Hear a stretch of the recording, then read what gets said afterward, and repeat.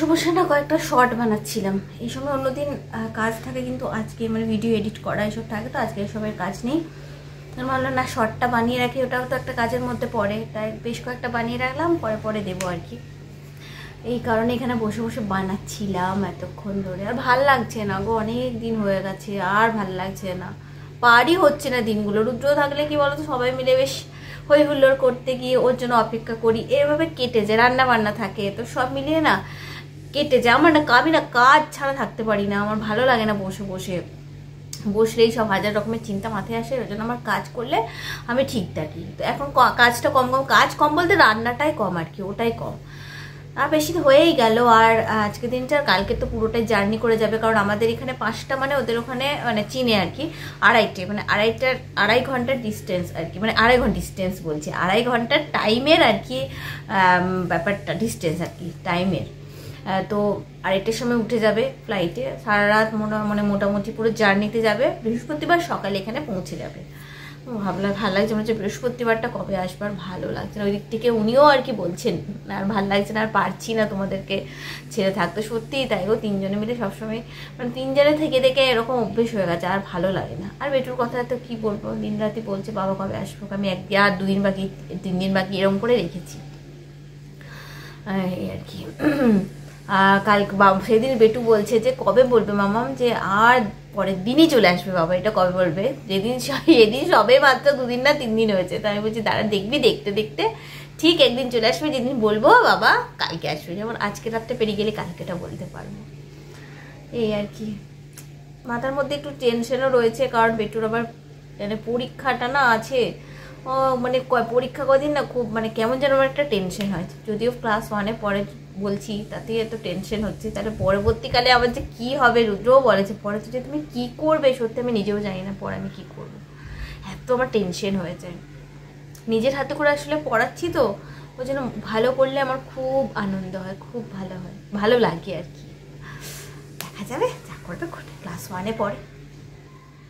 কাণ্ড দেখো কাণ্ড, বেটুর সব বের করেছে, এখন বস্তা বের করেছে, যা যা পুরোনো পাতি খেলনা দেখেছি অনেকদিন থেকে খেলছে না, তখন আমি সেগুলো বস্তার মধ্যে ভরে রাখি, কিন্তু ওর 2 দিন পরে আবার সেটার খোঁজ হবে, এটা কোথায় গেল সেটা কোথায় গেল, কোনো কিছু ফেলা যাবে না। আর রুদ্র বলে দিয়েছে এটাই বেটা সেই ব্যাট, এর বলগুলো কোথায় গেল রে, এগুলো রাখবি খেলবো। রুদ্র বলে দিয়েছে নতুন বাড়িতে গেলে তোরা এত সব খেলনা নিয়ে যাবো না, ভাঙা ফুটোগুলোকে সব ফেলে দিয়ে যাবো, ভালোগুলোকে নিয়ে যাবি, বেছে রাখবি। তাই মাঝে মধ্যেই না এটা খোলে, বস্তাটা খোলে খোলে দেখে, বস্তার ভিতরে অনেক ব্যাগ আছে, তো খুলে খুলে দেখে কোনগুলো নিয়ে যাওয়া যাবে না যাবে এইসব। আমার এই ঘড়িটা না বন্ধ হয়ে গেছে, বন্ধ হওয়া ঘড়ি রাখতে নেই বলে, কিন্তু ব্যাটারি লাগাবে বাবা, সেই কারণে হচ্ছে না। আর কালকের দিনটা রুদ্র পরশুদিন চলে আসবে, এসে লাগিয়ে দেবে। আজকের আমাদের রাত্রে ডিনার যেন সকালে আমি করে রেখেছি, আজকে লাউ ঘন্ট আর ডিমের তরকারি সকালেই বানিয়ে রেখেছি, এখন শুধু আমি গরম করব। আর ভাতটা তো করতেই হবে, ভাত করতে হবে, সেই করে নিয়ে জানো তো, খুব গরম হলে খেতে খুব অসুবিধা। আর আমার কয়েকটা দিন না কয়েকটা দিন তো জ্বর গেল, খেতে পারছিলাম না একদম, সেসব তো হয়ে গেল। এখন আবার কি নতুন একটা হয়েছে, মানে জিভটা না শুকিয়ে যাচ্ছে এখান থেকে না, মানে একদম শুকিয়ে যাচ্ছে। আর যখন আমি কোনো কিছু মানে ঢোক গিলছি, মানে গেলা হচ্ছে, তখন একটা তেতো মতন কিছু মনে হচ্ছে, আমি এই তেতো কিছু, অথচ আমি কিন্তু তেতো খাই না।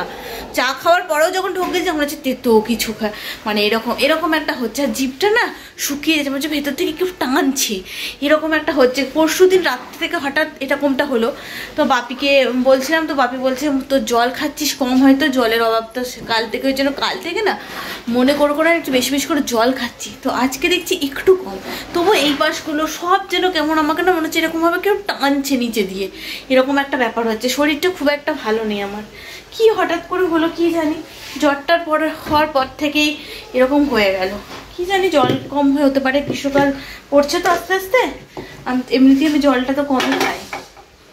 এই যে খাবারগুলো এবার গরম করবো, তারপরে নিই, তারপর তোনার ওসব বাগানো গোছানো হলে আবার ওর সাথে লুডো খেলতে হবে, তাই একটুখানি সেটা করে নিই, বারবার উঠতে ভাল লাগে না।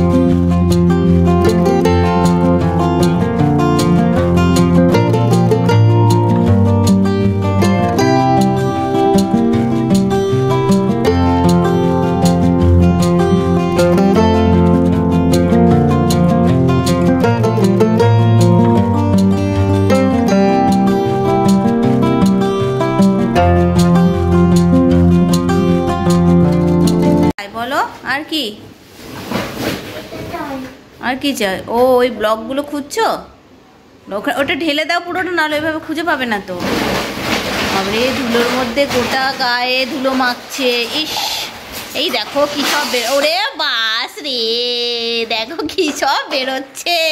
বেটো যেগুলো একদম আর নিবি না আমাকে, সেগুলো দিবি, আমি ফেলে দেবো প্লিজ। আর এগুলো এত জমা করে রাখিস না, ঠিক আছে? আর যেগুলো নিবি না আর খেলবি না সেগুলো একটু আলাদা করে রাখ।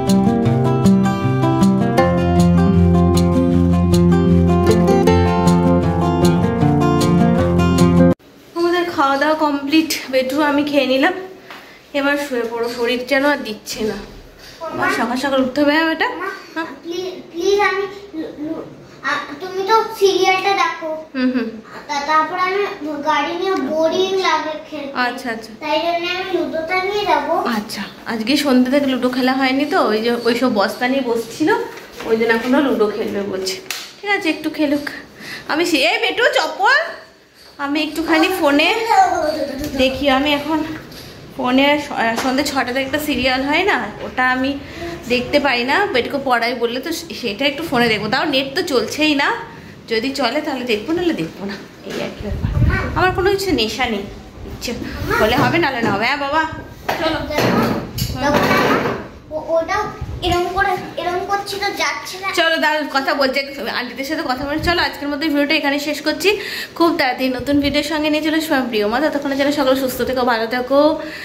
কালকে সারাদিন টেনশনে থাকবো, কারণ রুদ্র যেই ফ্লাইটে উঠে যাবে, আমার এখান থেকে কলকাতা যেতেই যেটুকু সময় থাকি, আমার বুকের ভেতরটা কেমন যে উঠলেই, মানে মাটি ছেড়ে আকাশে মানে উঠলেই আমার ভেতরটা যেন কেমন হালকা হয়ে যায়। মনে হয় এই বুঝে আমি পড়ে যাবো, এই বুঝি পড়ে যাবো। আর আমার নিজের পড়ার থেকে আমার মনে হয় আমার পাশে যে দুজন থাকে, এই বুঝে ওদের কিছু হয়ে গেল, এইটা শুধু মনে হয়। তো এতক্ষণ তো ফ্লাইটে থাকবে, আমার খুবই টেনশন হবে। কাল সারাদিন ধরে টেনশনে থাকবো, ঠাকুরকে ডেকে যাবো সারাক্ষণ, এই চলবে আর কি কালকে। চলো টাটা, গুড নাইট।